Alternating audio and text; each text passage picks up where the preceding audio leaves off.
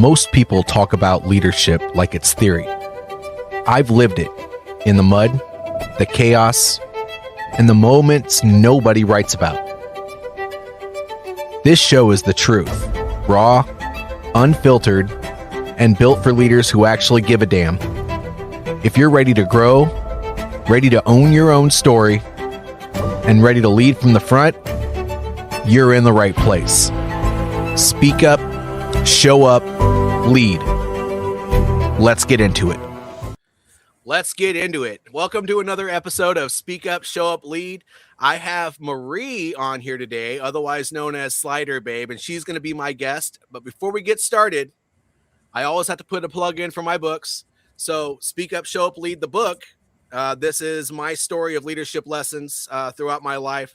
And then Resilience is Built, Not Born. And this is a guide I wrote to help you understand how to become more resilient. So if you're interested in these, Speak Up, Show Up, Lead, and Resilience is Built, Not Born, go to Amazon.com and check them out. How you doing today, Marie? I'm doing good. I'm doing real good. I'm happy to be here. Thank you for asking me. Well, I'm happy that you agreed to come on here and have a conversation with me today. Before we get started, would you mind doing a quick introduction so everybody knows who you are? Yeah. So my name is Marie Slider Henriksen. And as JJ was saying, Slider Babe is my online handle and it's everything. I am a recovery advocate for trauma and addictions, specializing with veteran advocacy. I do write poetry about recovery from trauma and addictions, and I'm working on a couple other projects as well. And I am the co-host of the Every Day is a Saturday USMC Veteran Coffee Talk with Brian and Marie podcast, where we focus on veterans and first responders, family members, advocates, and encouraging people to heal out loud, PTSD to advocacy. Sweet. And there are a couple of things that you wanted to share with us before we got started. If you wouldn't mind, I think this would be a great time. Okay, perfect. Yeah. So as I was saying, I write poetry. I published my first book through Slider Babe Publishing, which is something that I set up. This book is called More Me Than I Used to Be. It has my own poetry as well as my own photography. And this is one of my pictures that I took in San Diego. And in this book, it is my journey of healing from when I got sober 9 years ago till now. And it has all of my just journey into faith and sobriety. You can buy this from me by itself, or you can, I'm working on nonprofit partnerships. My goal is to get this book into trauma centers or jails or institutions, mental health facilities, addiction centers. If you are interested in partnering with me, you can buy 5 at cost for $55, and I'll give you a free one. And so that 5, you could either take it yourself and go donate it into a facility, or you can just donate it to me and I'll give it to some local facilities. So 5 for $55, and you get a free one. Just contact me. You can check out the book and all of my work, my podcasts and everything on sliderbabe.com. But I also wanted to read you one of my poems before I get started, just to kind of show kind of where my journey has started and has taken me. And I actually wrote this one. I was almost 2 years sober. I wrote this in 2018, and it's called Hope in the Fight. Let's do it. And it's something that I still feel today. The fight is still so real. It pulls me to and fro. It makes me feel insane, like I have nowhere safe to go. It yells inside my head and tells me I'm a fool, that in seeking out some help, I'm just another mule. I know that this is temporary. It will not last that long. And the purpose of this fight is to make me strong. I know that there are others fighting right beside, yet part of me still wishes this fight would just subside. Depression and anxiety fill me to the core. I can tell you this much, this life is not a bore. There's beauty still around, faith and love still there, even though I hide them, making me feel bare. I won't give in to evil. It cannot have my life, though it tries to overcome me and cuts me like a knife. I know that God is watching, offering his aid. Sometimes it's through angels or offering a blockade. Sometimes it's through man who offer a kind deed, or nature, music, scriptures, even in books I read. I know he won't give up in helping me return. There are just so many lessons I have yet to learn. So, when I feel despair and my path seems hard to follow, I look down at my feet and take one step towards tomorrow. It's the only way I know that today I can bear the struggles set before me, and one day I can share the hope that kept me going on this journey I went through to the glory in the end when we are made anew. Wow. I think that is a poem that we could all find some common ground with. I definitely think evil tries to overtake us on a daily basis. I definitely think we all struggle with something. Some of our demons are a little bit darker than others, but definitely every day is a struggle to some extent. And so that was a really good one. Thank you for sharing that with us. Thank you. I actually, that poem I wrote the first time I went to the psych unit in October of 2018. I wrote it on just a piece of paper with a pencil, and I typed it up when I got out, and it was just that was the hope that I was able to find in the pain.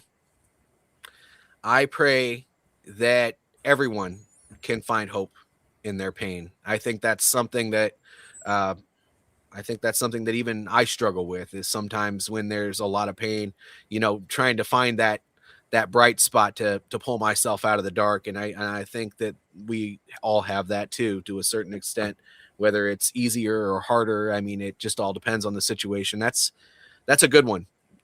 That, to put it into words, I think I would have a hard time putting that into words, but I think you did a good job. Thank you. Yes.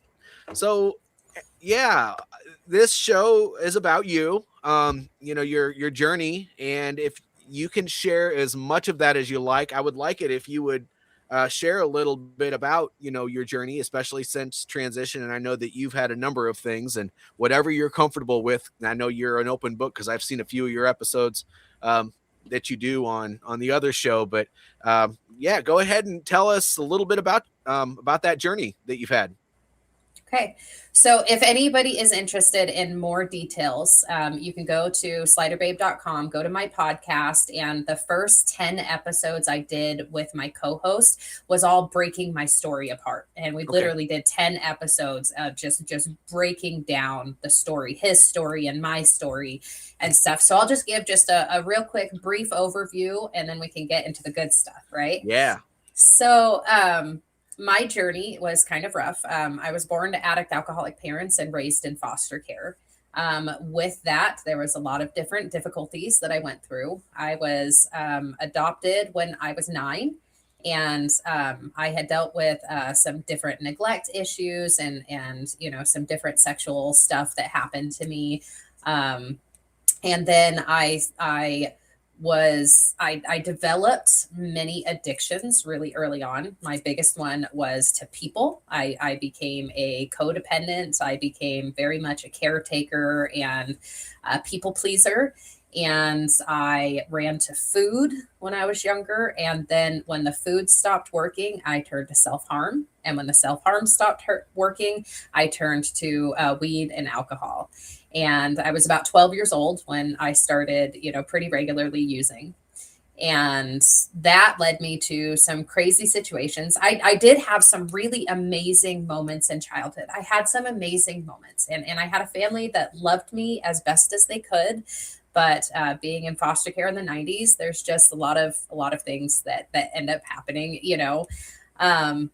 and I've been able to see, now that I'm sober, I'm able to see different sides to things. But for so long, I just felt unloved.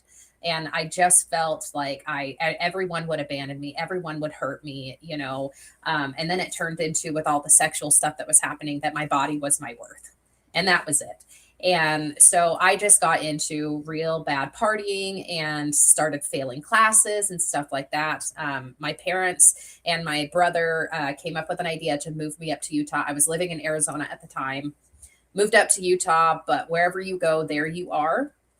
And I ended up partying with some older gentlemen that ended up raping me when I was 17. And that was kind of like, okay, I have no worth. I have no self-esteem, no worth. But I still had these moments of God showing up in my life. And so I continued trying to have faith. I was raised in the Church of Jesus Christ of Latter-day Saints. And as I've been sober, I have returned to that faith. But for many years, I fell away from the church. But when I was younger, I had some opportunities within the church that really kind of helped me to have a foundation to go back to when I got sober. I also had a teacher, and I've been shouting his name on the rooftops over the last couple podcasts because, he is the man, Greg Park at Timpanogos High School. He's the man who started giving me a voice in my writing when I could not speak my pain.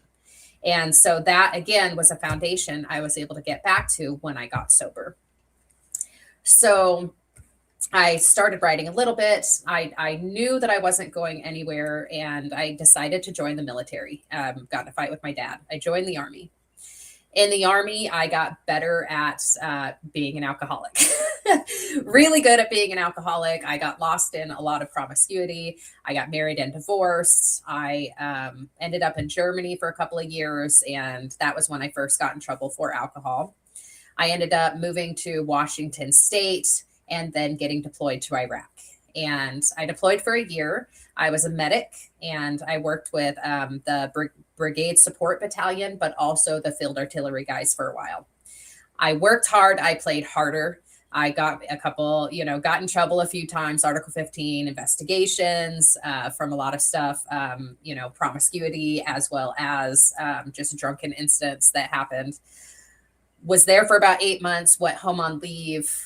When I went home, my hips gave out on me. Along all of this time, my hips were taking damage just from all of the weight, all the wear and tear, and stuff like that. And they ended up medically discharging me. And that took about a year and a half, a little over a year. So I finished out my deployment, grounded to the fob, and then got out a year and a half. It was a year and a half later. So you take somebody who had this childhood trauma that never addressed it, who is a blooming alcoholic addict, who has no value in her mind but her body, and now you say your body is worthless and we're kicking you out of the military. So I went down a really dark path for a while, and I ended up getting out of the military for they gave me 30 grand. I spent it within 2 weeks, partying in Vegas and just acting crazy. And I was like, okay, I need to do something with my life, but I had no worth, no anything. Like my brain was just not in a good place. So I started going to school. I got engaged to a man. It was a very codependent alcoholic relationship. And I got my associates and a certificate, started with my bachelor's. There was a lot of crap that happened with me and my ex, and we ended up breaking up. And I had the feeling I needed to go to Florida. So this was 2015. I decided to take financial aid and drop out of school. And so then they held my transcripts hostage and I couldn't go back to school. So I end up in Florida. And like I said, I'm going really quick through this. So I end up in Florida, and that next year and a half, I hit a very low bottom. I was partying it up with college kids. I was working at a brew house. I was getting high all the time. And I was in the throes of promiscuity. Like I had no value except what I could do for other people, but I was miserable with that. So I drank and got high. I was not okay with myself. I wasn't okay with my past. I wasn't okay with who I was. And just went through a lot of layers of misery for so long.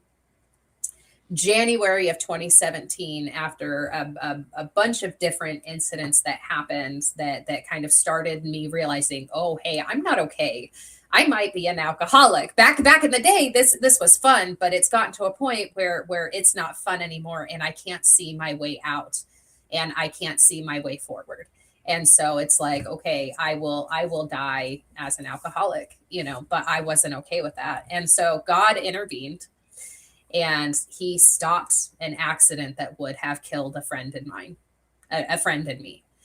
He literally grabbed the wheel as I was driving drunk, overcorrecting, and I overcorrected, and a car was zooming by, and I literally felt the wheel rip out of my hands as a car went zooming by. And it would have killed my friend because he didn't have a seatbelt on. He was curled up in the passenger seat. It would have killed him because like we were going 70 and these cars were going 80, 90, 100 past us. And I was driving drunk. And that was that act of God. And I walked into the rooms of recovery the next day and I was like, I can't look back. And there was just a lot of different incidents that happened. Around that time, I realized I was not mentally okay or physically okay. I had been self-medicating for so long. My body was deteriorating. I had been putting damage on my body and my mental health, and it was not okay. So after about a year, I end up moving to North Carolina. I start having seizure-like episodes. They call them pseudo seizures. I know now it was a mixture of my mental health, but also my physical health that was going on. So they weren't actual seizures, but my body was not okay. They ended up misdiagnosing me with bipolar, and correctly diagnosing me with borderline and PTSD. So they started me on some medications. Around this time, I end up getting super suicidal because I get triggered back to some childhood trauma, and I end up in the psych unit for the first time in 2018. That was when they realized, like, hey, you are not okay. So the VA ended up giving me my permanent and total unemployability. And so by that point, I hadn't been working for a year, but by that point, they finally gave me that unemployability. And so my life began being solely about my mental health, my physical health, and my spirituality. And so over those next 5 years, there was a lot of different journeys that ended up happening.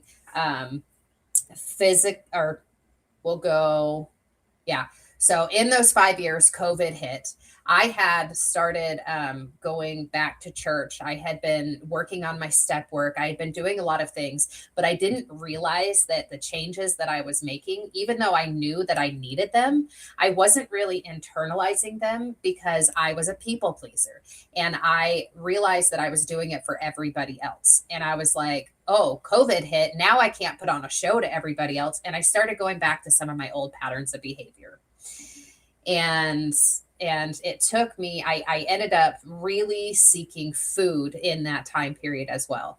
And so between 2018 and 2022, even though I'm still sober, I am mentally not okay.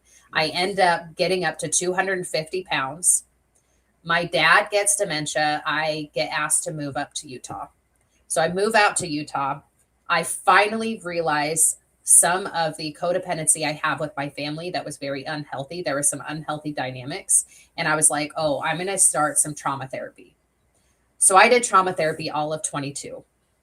By the end of 22, I start having reactions to medications because I'm not bipolar, which bipolar is a chemical imbalance. I am borderline, which is an emotional. So once I addressed the emotional, the meds stopped working because my chemicals balanced out naturally. And so I started having adverse reactions. So I end up in the psych unit for the second time in 22, and they detoxed me off all of my medications. From there in January, I've lost about 50 pounds. I end up deciding to get a breast reduction to help with my back. My body doesn't know how to handle not having the weight and not being top heavy anymore. So my hips start moving more than they're supposed to, and they start tearing apart. I find out in that next year that I have something called hypermobile Ehlers-Danlos syndrome. So that my body makes a defective collagen. And so all of my soft tissue is kind of degenerating. And so I wind up getting bilateral hip replacements. In the facility that I'm in there, an awesome thing happens. I get married to my best friend that I've known since I was in North Carolina. We get married. We get out, I start having to face relational trauma that I never dealt with. So I end up in an intensive outpatient program. I start finally balancing out. Last year, 2025, I was a wonderful year. Okay. I went on my honeymoon. I published my book. I started podcasting. I started feeling more like me. But then my dad died. Mm. And there was a lot of other layers that came up that I didn't realize that I had. And so I'm having these wonderful, great things going on, but I'm also dealing with some mental health stuff from my childhood that I never dealt with. So back in December, or back in November, I end up just not doing good. I'm dissociating, and there's disassociating where I'm choosing to pull myself out of a situation in a good way or a bad way, and then there's dissociation, which people with PTSD or borderline, their brain will go bye bye. They will stay there and act outside of their values, and that started happening to me. So I end up putting myself in the psych unit in December and doing a PTSD program in January. Once I got out of the PTSD program, one of the things that had triggered me to some of that childhood stuff is realizing I had to get a hysterectomy because of my disability. I have some prolapses that wasn't okay, and I've never had children. And so my mind had to go through a lot of different layers of who am I as a woman, never having children and no longer having the ability to choose. Even though there's a lot of reasons why I chosen not to have kids, between passing on genetics, the way the world is, and my physical and emotional health, it was still really messing with me. And so once I got through that PTSD program and worked through a lot of my complex PTSD stuff, I finally was able to get my hysterectomy. So now I'm a month out of my hysterectomy surgery and healing, working through a lot of the mental health stuff still, and finding more balance. I'm still writing. I am podcasting. I am sharing, awareness of some of these struggles that I've gone through. Saturday, I just had an amazing opportunity to go do a veteran and family wellness event and set up a table, and just do networking. Over this last year, I developed kind of a name for myself as a veteran advocate and as a recovery advocate, and my big thing is I love to just connect people to resources. I don't have a lot of energy to go out and fix people, right? And I've chosen not to be that person anymore because Right. I don't have to I can take care of people without being a caretaker. Yep. And so my journey is I connect people with resources, and I love doing that. And then Well, I have people come on my show. well, And that is beneficial. That is helping. yes, yeah. And then I go on other people's show to share my story and stuff like that. And so that's kind of where my journey has led me. I'm still working through many layers of trauma, and I am moving forward and being there for the next person. Mhm. And along all of this, I have developed such a strong relationship with God. Again, I am very active in the Church of Jesus Christ of Latter-day Saints, and I am very active in the recovery community and very active in the veteran community. And my husband and I are super grateful for each other, and he works through his stuff and I work through mine. He's also a veteran, and so it's just been, I have a good life today. It's not how I pictured it completely, and there's actually a poem that I've written that's called The Morning After Mourning, and recognizing that I have to allow myself to mourn what I thought my life was going to be like, and also find joy in what it is, in radical acceptance. Mhm. And so that's kind of where I'm at today. Well, that's great. And you have a lot of good messages in that journey, but the one that I think that I'd like to pass on, because that's kind of what this podcast is all about, is that you don't give up. You fight, and you fight for you, and it sounds to me like you are willing to fight for those that you care about. So that My is shirt here says choose progress, refuse to give up. I couldn't That's read the what I do. bottom part. My old man eyes, even with glasses on, can't even see that small. Yeah. But yeah, that's the motive of my life. You know, like people talk about, and this is something that I love to share. People talk about resiliency, right? I used to hate when people would say I'm resilient. I hated that word until I came up with a new definition. And the new definition, because I don't want to have to be the person that keeps going, right? Mhm. But my definition of resiliency is the ability to keep getting up. It's the ability to keep reaching out. It's the ability to say, hey, no matter how many times I fall down, I can reach out my hand and somebody will help me back up. That is resiliency. It's not about, well, I have to face all of this stuff on my own and I have to keep, no, it's realizing you can't flip and do this stuff on your own and you have Right. to reach out for help. And that is what I have done every layer of the way, is reach out for help. Well, and that's an important lesson, because a lot of people think that, and there is an element to that, right? Where if you're uncomfortable with everything, that you have to start leaning into the hard stuff to get better at it. But then there's also with it, when you're drowning, it's a real strength in resilience to be able to find that person, or be able to make those connections, to be able to reach out to somebody when those times are hard. Because you're right, it's that bundle of sticks idea, right? If one stick, when you bend it, it breaks really really easily, but if you put a bunch of them together, you're super super strong. And so when you put it like that, it makes perfect sense to me. We shouldn't do anything alone. We're not built that way. Humans are naturally gregarious creatures for a reason. It's because we're supposed to come together and make stuff happen.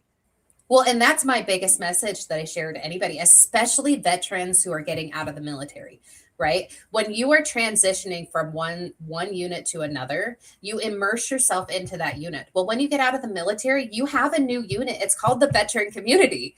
You have to go and figure out, okay, who's available, who's this, who's my supply guy, who's my driver, who's the, you know what I mean? Like, you have to find out who your new squad is, and you have to intermingle with them.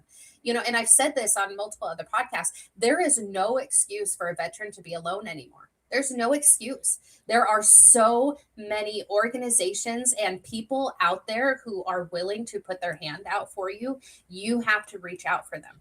Well, There's so many resources, and it's not just for veterans, but anybody. mhm. There are so many resources out there now, and there's so many people. You know, I'm a part of like so many different organizations on Facebook or in person, that literally it's just people that are like, hey, let me help you out.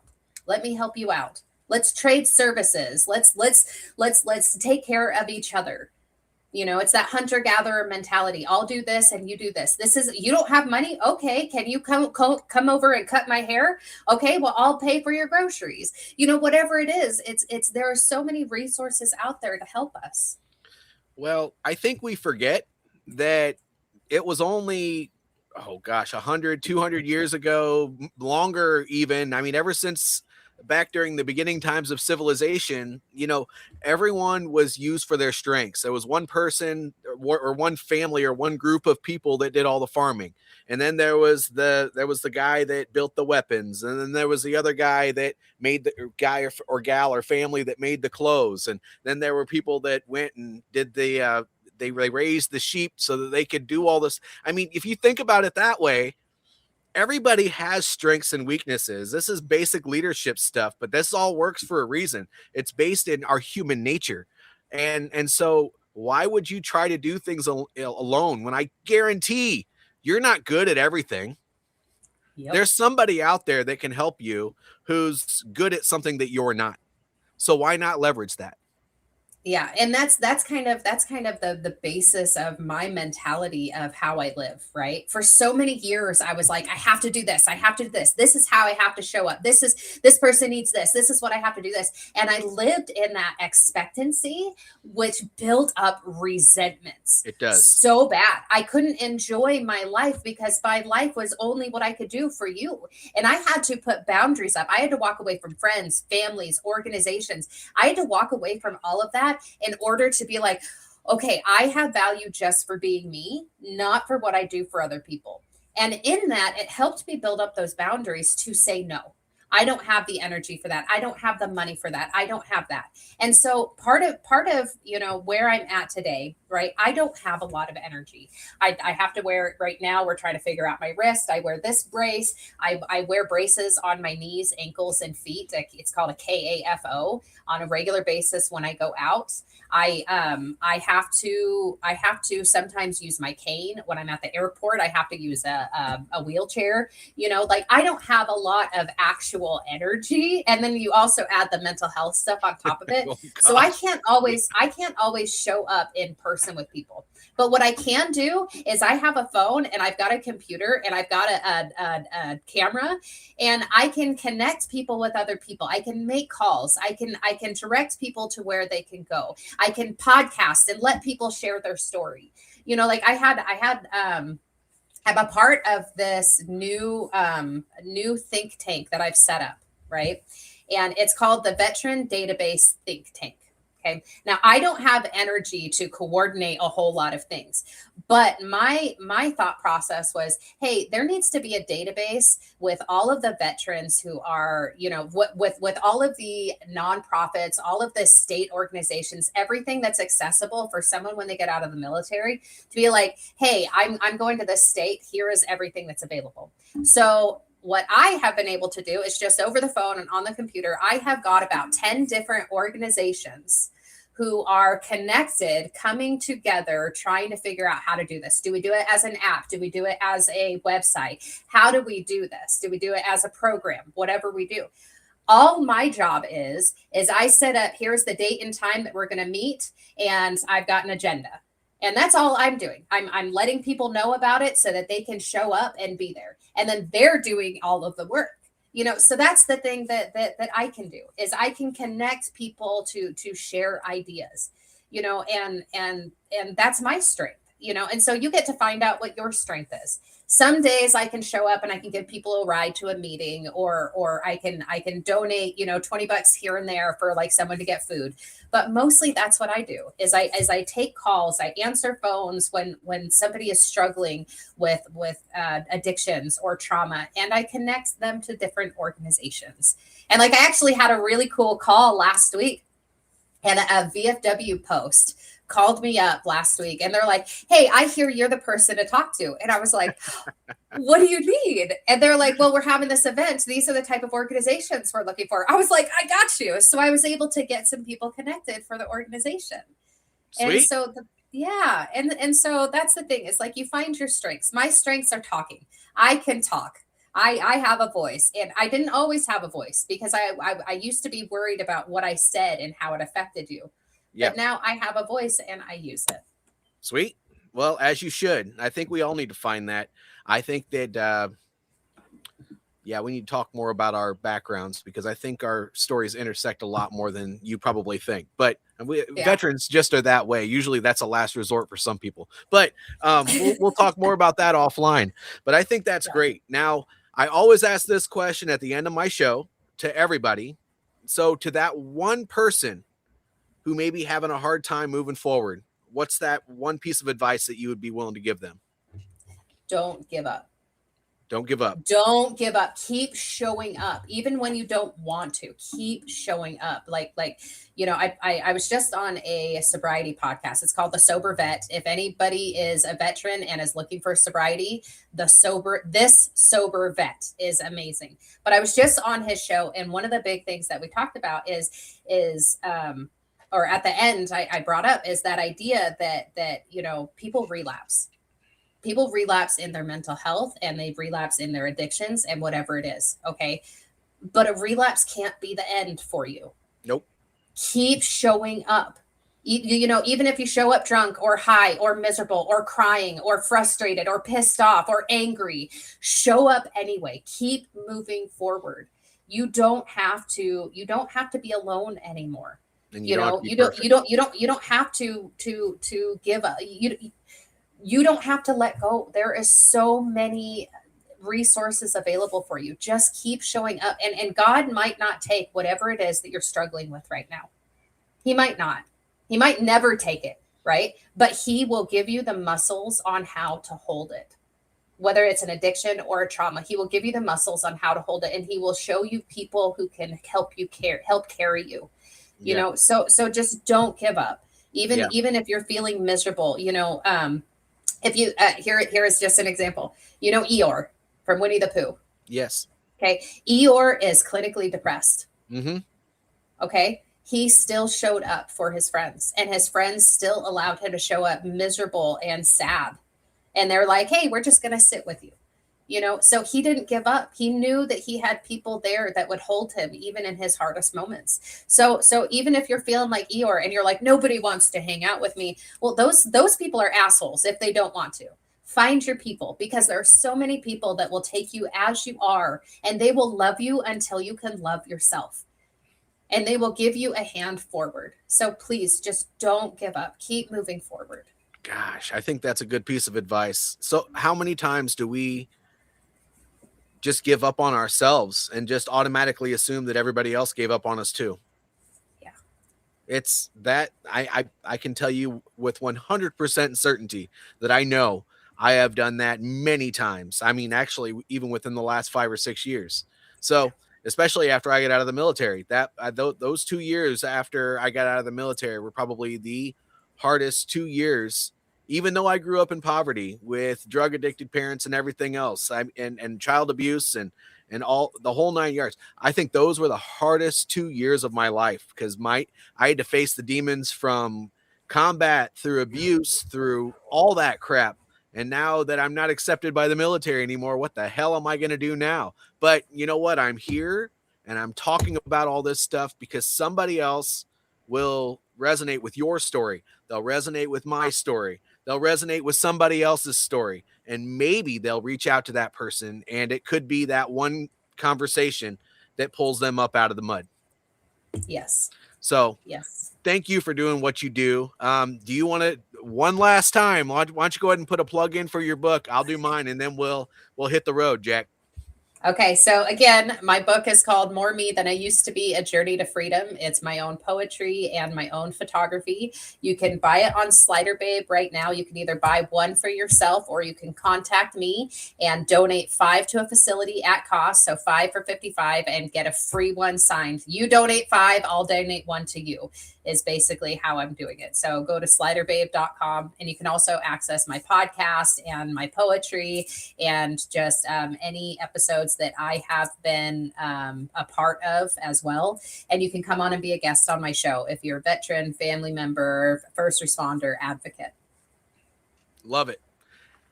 And my books, Speak Up, Show Up, Lead, which is also the name of this podcast, My Story, Amazon.com. And then Resilience is Built, Not Born, Crafting a Mindset for Unshakable Strength. Those are both on Amazon.com. Check them out. This is my most recent book, and I noticed you guys have already been buying it. Keep it up. Let me know what you think. I'm going to keep on writing because it's my therapy. I'm going to keep on podcasting because it's my therapy. And I hope you all keep on enjoying this stuff because I'm getting good feedback. And again, leaders lead by example. Go out there and do your thing, and other people will follow suit with whatever they're trying to do. Thank you, Marie, for being a part of my show today. And thank you all for following me. Don't forget to like, share, subscribe wherever you're seeing this, but leave a comment below if you have a question for Marie, question for me, or question for anybody. Y'all take care, and you have a good day. Bye.